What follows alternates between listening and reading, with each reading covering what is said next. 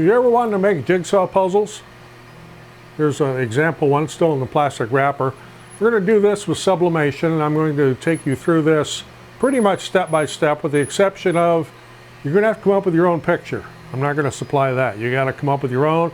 I'll give you a little bit of an overview on how I get one ready, and then how we do this step by step using the KISS method, which means keep it super simple. Coming up.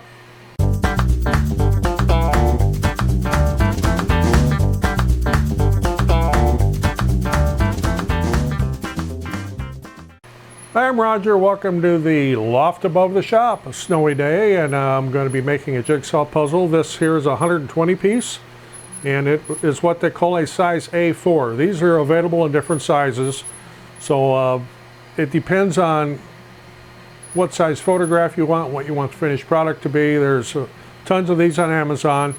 Just make sure you get them made for sublimation printing. Now, since this is an A4, an 8.5 by 11 sublimation print will not completely cover this puzzle. That's not to say you can't do it, but you're going to have a white border on each side. The A4 measures 8 3/8 by 11 7/8. So a regular sheet of like notebook paper or copy paper is 8.5 by 11. So you'll end up with a white bar at both ends. So what do you do to overcome that? Well, you can buy size A4 sublimation paper. It can be found. You can also get 8.5 by 14, which is what they call legal size.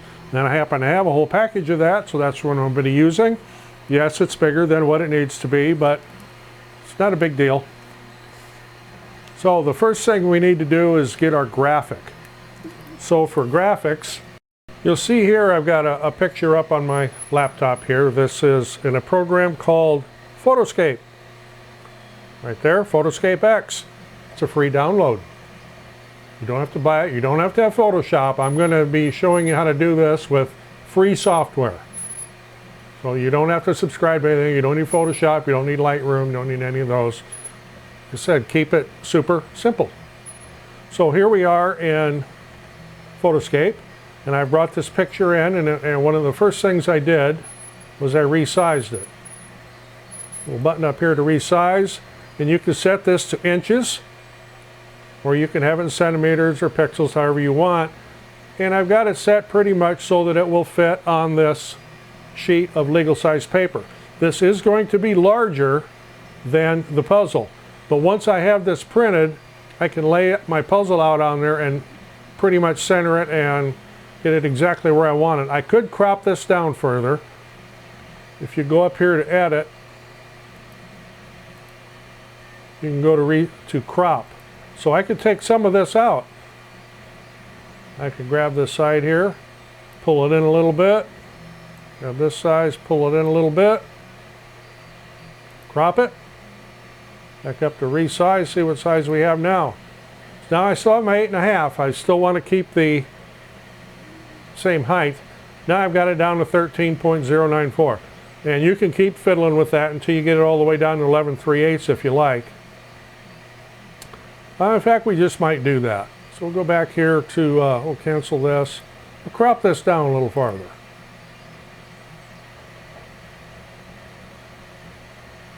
Maybe we'll grab it here. And you can use this as little handles because I want to keep my 8.5 width. Keep that up. Down here, click crop. Back to resize. Now we're down to 8.5 by 11.75, which is really, really close to what we need to have it. So maybe we'll keep it that way. So we'll save it. You can also adjust your color here if you want to lighten or darken shadows. There's a lot of things you can do to fiddle with this if you like. But we're going to keep this as it is. And we'll call this one, so I've already done a couple of these. Now the next program I use, I could theoretically print from this, but I like to use a program called Inkscape.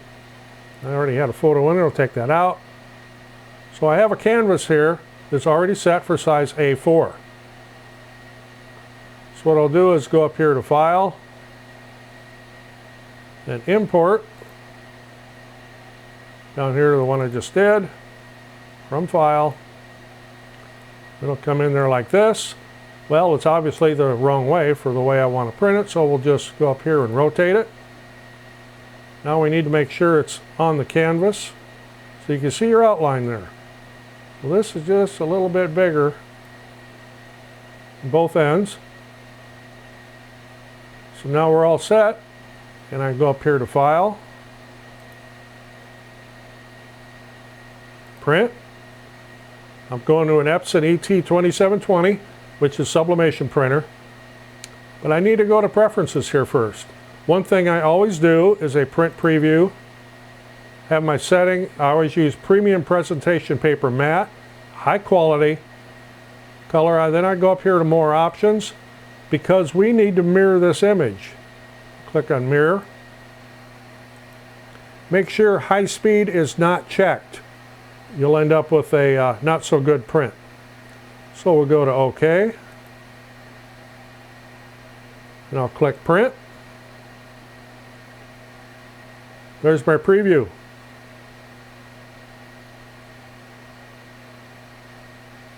And I may have left something out. I got to make sure that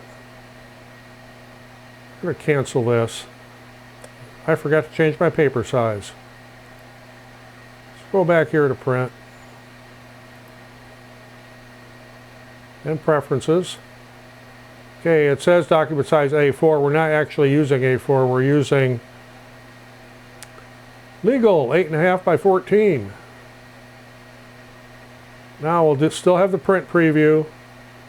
Back up here to more options. Still going to mirror the image. Make sure all that is the same. Click OK. Now we'll click print. Brings up the preview. Looks good. You can click on print from there and it will send it to the printer. Okay, here's my sheet of sublimation paper. And you'll see on the back side it'll be watermarked with A-Sub. This happens to be the brand.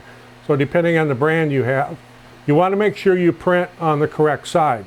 So this will get loaded into the printer, since this is the Epson 2720 with this side up.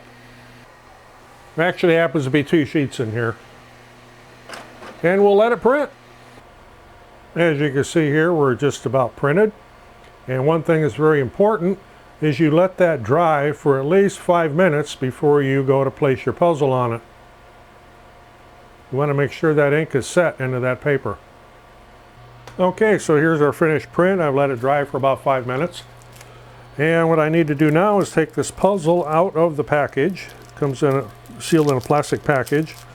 And you want to be careful when you're doing this so you don't take the puzzle apart while you're taking it out of the package. On the back of this puzzle is cardboard. Leave it on there, don't take it off. See on the front here, this has got kind of a pearlescent finish to it. So what I want to do is put my picture on this, or I should say put this on top of the picture. Just lay it down. I know about where I want to set this. As you can see, I've got some of the picture bleeding around the edges, which is exactly what I wanted. So I wanted to make sure this went all edge to edge. Next, I take some heat resistant tape and I tape all 4 sides. This will keep it from shifting when it goes onto the heat press. That will prevent any what they call ghosting.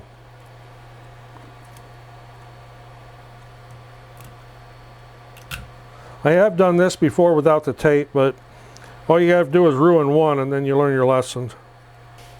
So now here's the finished product so far. When we put this on the heat press, it will go this way. You want your sublimation paper on top. So now we'll go over to the heat press. Okay, so over here at the heat press. 385 degrees for 60 seconds is how we're going to press this. So I'll swing the top out of the way here. Sheet of parchment paper on the bottom, and when I preheat my press, I make sure it also preheats the mat. Lay our project on here. Remember, sublimation paper side up. Lay that on here. Another piece of parchment paper over the top. Why do I use parchment paper instead of butcher paper? Because nothing sticks to parchment paper. All you need is something sticking and fooling around and you'll figure that out. Yes, butcher paper is cheaper. There, reposition. I'm trying to stay out of the way of the camera here. How much pressure? Medium heavy pressure, 60 seconds. You may see some steam coming out around the edges. That's normal. Don't panic. It's not catching on fire.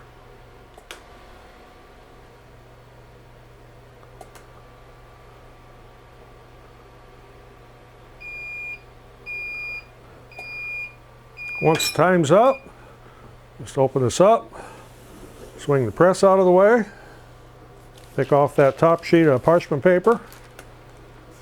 I have a mat sitting here that I'm going to go set this on, and this is hot. Be careful. I'll just set it on this heat mat here for let it cool off for a hair. And once it's cooled off so you can more or less touch it,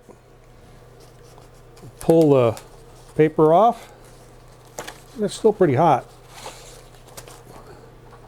As you can see, most of the ink transferred like it should. Spin this around. Got good solid blacks, good solid browns. The yellow cast on that is the sun. This was taken at sunset, so that belongs on there. You'll also notice the sun reflecting off the water over here. We'll let this cool off and then we'll go on to the final step. So here's our finished puzzle right here. I haven't taken it apart yet. We're going to do that here next. Show you a couple tricks to it.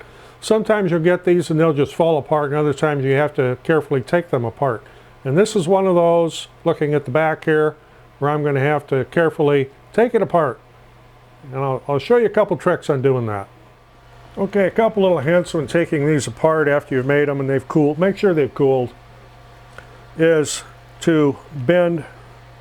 I always do a whole strip at a time, and I bend it back and forth a little bit, which will then break that paper film that's still on the back. And you have to be careful with some of this one here is coming apart pretty well. And just so on and so on right down the line. Just bend it back and forth a little bit. It should all just come apart real easy. Don't drop pieces on the floor, because if you forget to put one in, whoever gets it's going to have a dickens of a time figuring it out. And there we have it. So that's all there is to making one of these sublimated jigsaw puzzles. As I said, there'll be links below in the description to where I got this particular one. There's lots of them on there you can get, but I will leave a link in the description on where I got these. I like the pearlescent finish on it. Some people prefer just the gloss or even a matte finish, but it's not difficult to do. They make great gifts, and what's fun about it is you don't get a picture with it. Most of the people I make these for, in fact, when I give them as gifts, here's a jigsaw puzzle, put it together. Well, what does it look like? You're going to have to put it together to find out. That's what makes it a little bit more of a challenge. There's only 120 pieces here. Another part of it that makes it a little bit of a challenge, if you've ever done a regular jigsaw puzzle, and everybody's done at least one, you have pieces and, well, it kind of fits, but it doesn't fit.